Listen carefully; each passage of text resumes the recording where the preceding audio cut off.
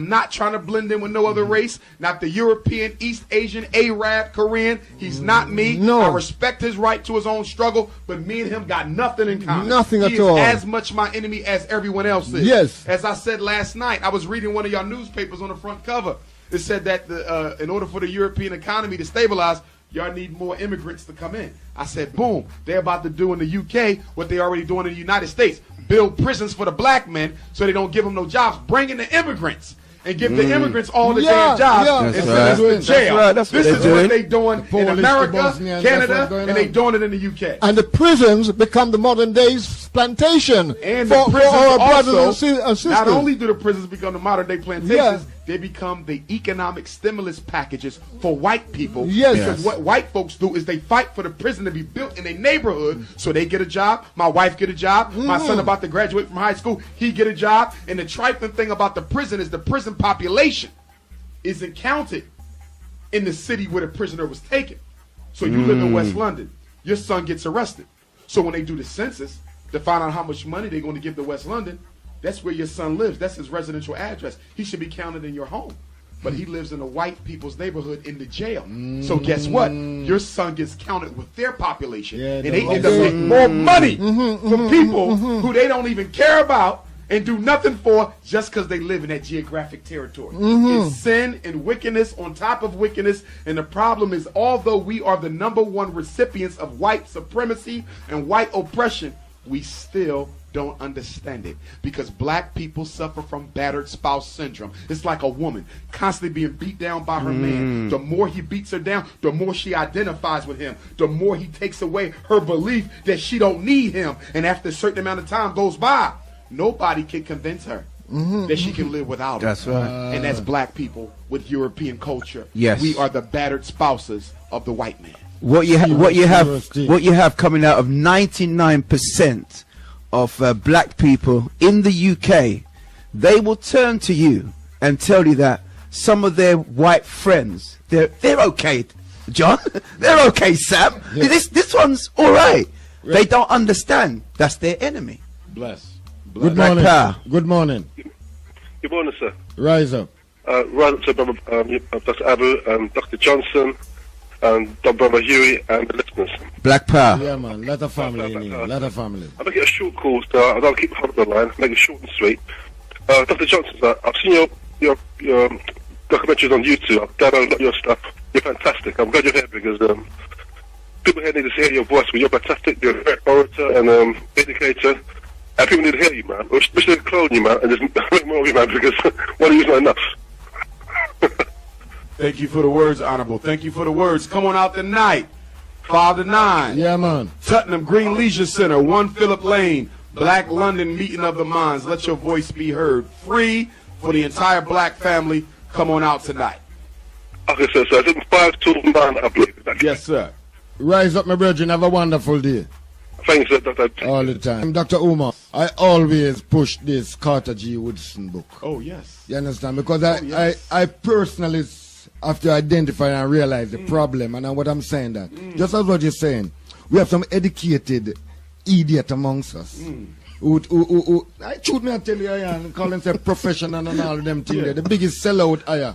They take honor, they take knighthood, they take any other thing to push us down the wood higher. That's right. And we sit down here and we have party for them and all of that. We don't realize that we are partying with our own debt. Without our own debt. We are in a situation where, what I'm saying, that a lot of things have to really redefine, right down to Pan-Africanism.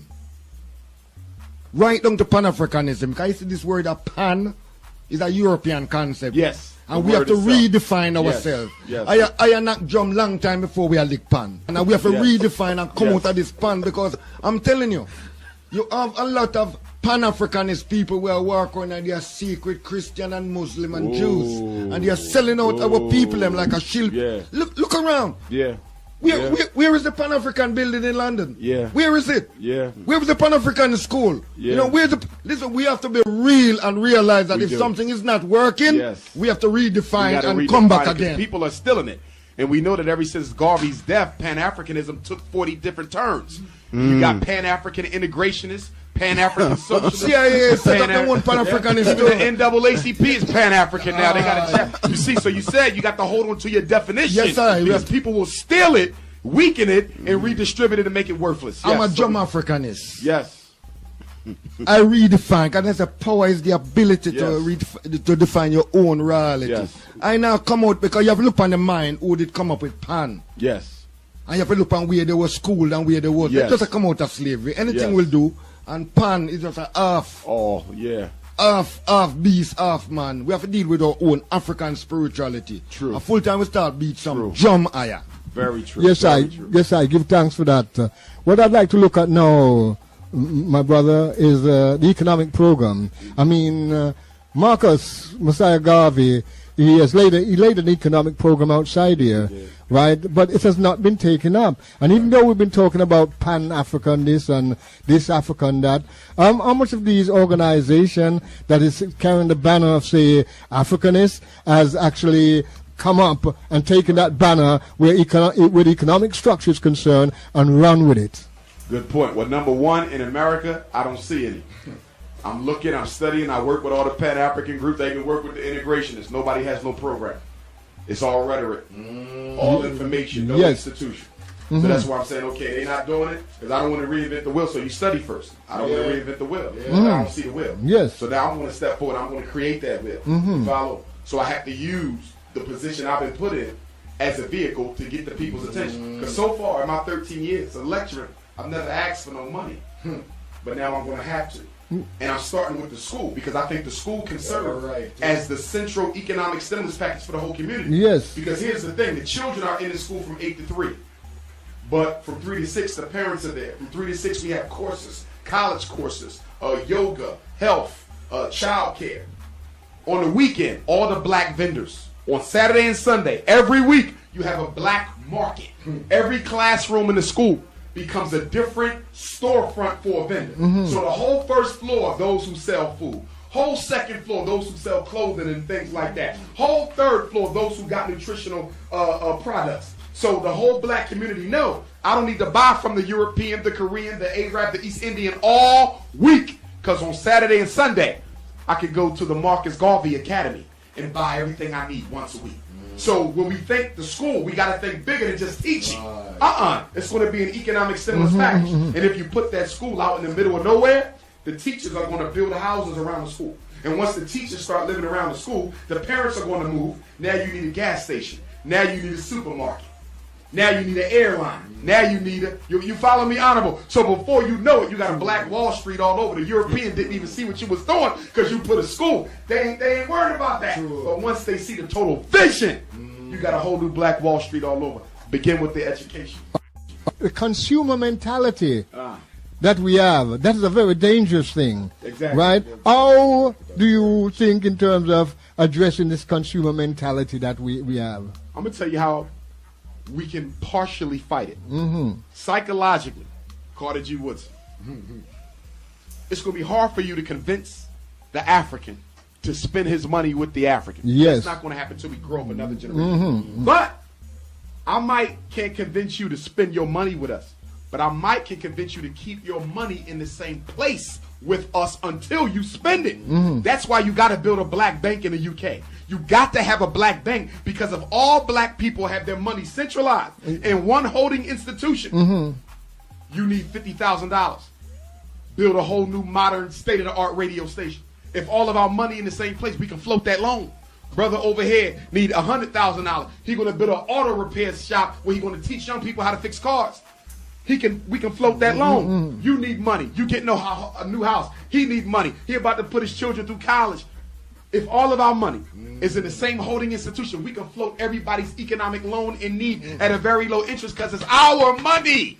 Problem is, black people don't have access to capital. No. If you want a loan, you got to go to the white man. He ain't giving you that. And if you trying to open up a business on the strip with the white folk, you ain't going to get the loan because they don't want you there. They don't care how good your credit is. You might even have enough deposit, but we don't want you here. So you don't get the loan. The only way we're going to be able to improve our economic opportunity and vitality is by having an African-owned holding institution. We got to be able to borrow on our own dollar the same way the white man does. And then let me tell you real quick, Honorable, what they do. This is where the black church is a problem.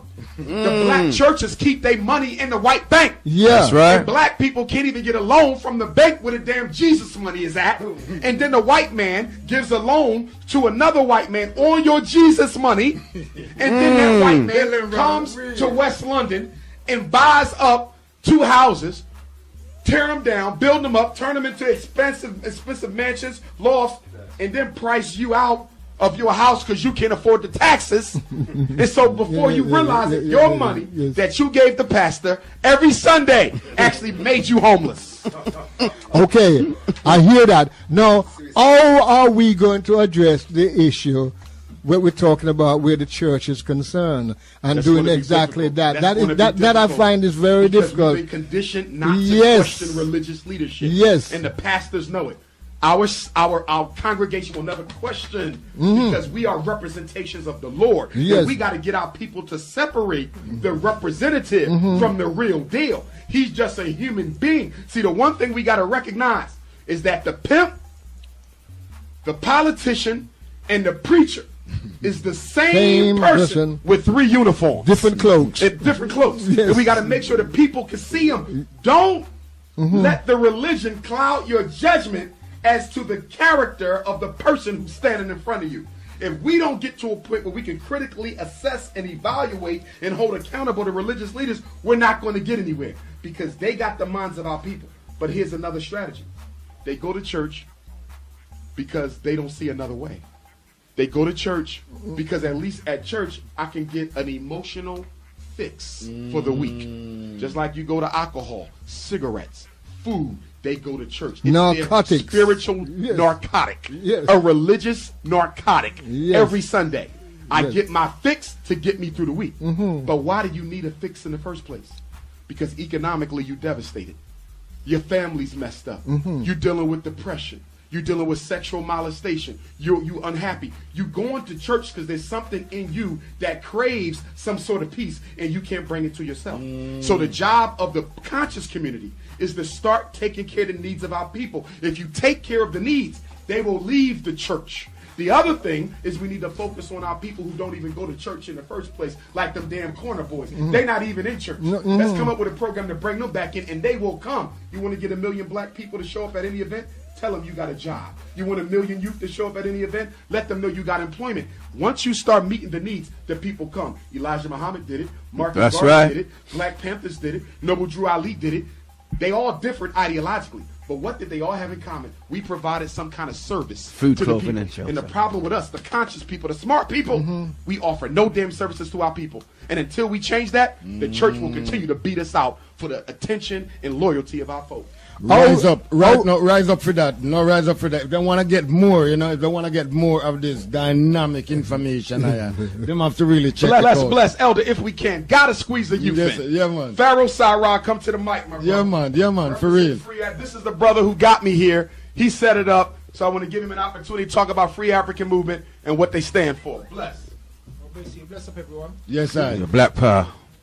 Well, basically, last year we come to a couple of lectures. Before we was at Umar's lecture, we went to other lectures and we saw that we wasn't really welcomed when we come in because no one knew who we were or if anyone had sent us there. Didn't feel welcome at all. So after we see Umar and the way he was going on, what he was talking about, what he was putting across it, obviously come to our ideologies to be similar.